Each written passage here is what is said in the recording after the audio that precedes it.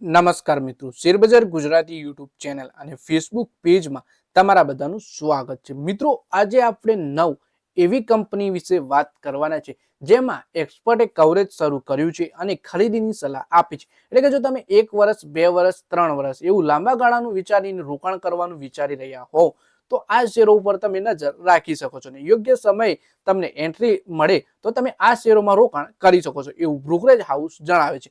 તો આ કયા શેર છે અને ટાર્ગેટ અને સ્ટોપ લોસ બ્રોકરેજ હાઉસ છે આ શેર માટે શું જણાવે છે એના વિશે આપણે તમામ માહિતી ડિટેલમાં જોઈશું. તો આ વિડીયોને તમે પૂરેપૂરો જોઈજો જેથી કરીને જો તમે કોઈ સારા શેરની શોધમાં હો તો તમને આ શેર વિશેની માહિતી મળી રહે.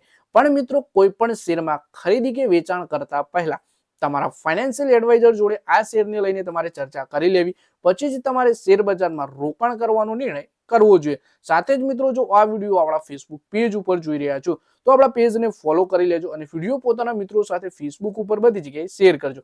અને જો આ વિડીયો આપણી યુટ્યુબ ચેનલમાં જોઈ રહ્યા છો તો આપણા વિડીયોને હાઈપ પણ કરી દેજો, જેથી શેર બજારની માહિતી ગુજરાતીમાં ગુજરાતના દરેક રોકાણકાર પાસે સરળતાથી પહોંચી શકે.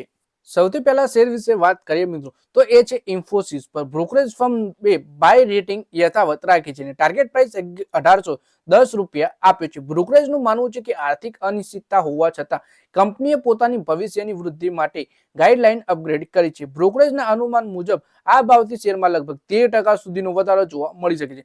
કંપનીએ તાજેતરમાં $4.85 અબજ મોટા ડીલ ઓર્ડર્સ મેળવ્યા છે. એટલે કે ઇન્ફોસિસના શેરમાં બ્રોકરેજ હાઉસે ખરીદીની સલાહ આપી છે અને 1810 રૂપિયાનો ટાર્ગેટ આપ્યો છે.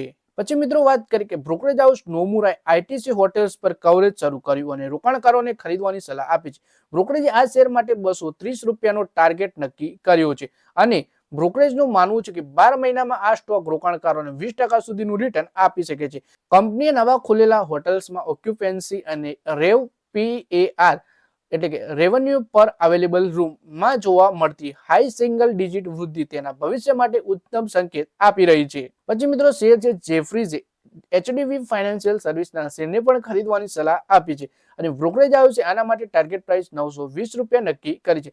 ત્રીજા ક્વાર્ટરમાં ગાળામાં કંપનીની નેટ પ્રોફિટ 36%ની મજબૂત વૃદ્ધિ સાથે 640 કરોડ રૂપિયા સુધી પહોંચી અને જે તેની નાણાકીય મજબૂતી દર્શાવે છે. કંપનીની કુલ સંપત્તિ પણ 12% વધી 11.49 લાખ કરોડ રૂપિયા થઈ. એટલે કે બ્રોકરેજ હાઉસે સલાહ આપી છે HDB ફાઇનાન્શિયલ સર્વિસમાં 920 રૂપિયાના ટાર્ગેટ સાથે ખરીદીની. પછી મિત્રો શેર છે ઇન્ડિયન હોટલ કંપનીનો. આ શેર પર બ્રોકરેજ હાઉસ નમૂના બુલિશ છે અને બ્રોકરેજ હાઉસની આશા છે કે 22% સુધીની આ શેરમાં આપણને તેજી જોવા મળી શકે છે અને બ્રોકરેજે આ હોટલ શેર માટે ટાર્ગેટ પ્રાઇસ રાખી છે 830 રૂપિયા.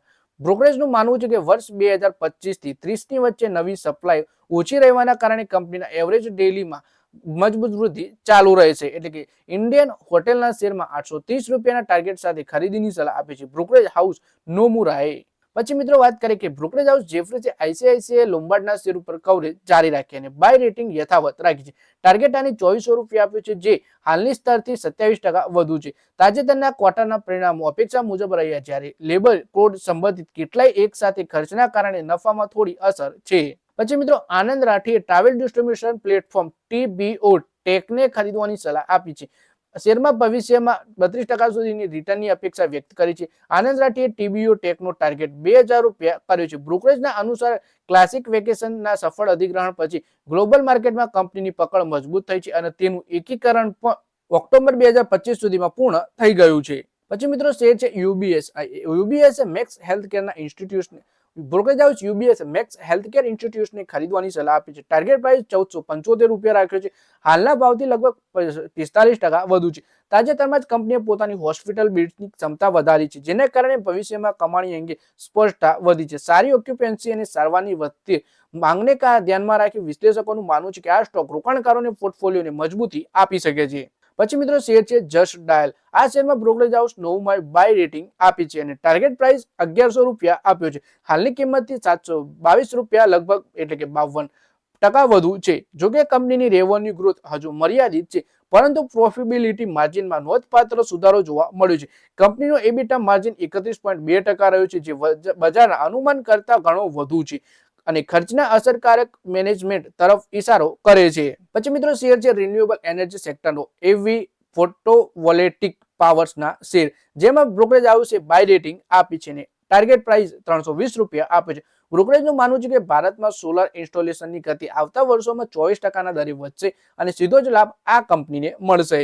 તો મિત્રો, આ વિડીયોમાં આપણે વાત કરી 9 એવા શેર વિશે જેમાં બ્રોકરેજ હાઉસે ખરીદીની સલાહ આપી છે. સાથે જ બ્રોકરેજ હાઉસે આ શેર માટે ટાર્ગેટ પ્રાઇસ પણ આપી છે અને બ્રોકરેજ હાઉસે જણાવ્યું કે જો તમે લાંબા ગાળાનું વિચારીને રોકાણ વિચારી રહ્યા હો તો આ શેરોમાં તમને ચોક્કસપણે ફાયદો થતો જોવા મળી શકે છે. કેમ કે બ્રોકરેજ હાઉસે આ શેરોમાં રિપોર્ટ ભવિષ્યની વાતોને ધ્યાનમાં રાખી અને કંપનીના ભવિષ્યના પ્લાનને ધ્યાનમાં રાખીને જ રિપોર્ટ બહાર પાડ્યો છે. તો મિત્રો, આ વિડીયોમાં બસ આટલું છે. હવે મળીએ આવનારા વિડીયોમાં. ત્યાં સુધી વિડીયોમાં લાઈક કરો, કોમેન્ટ કરો અને વિડીયો પોતાના મિત્રો સાથે ફેસબુક, ઇન્સ્ટાગ્રામ, વોટ્સએપ બધી જગ્યાએ શેર કરો.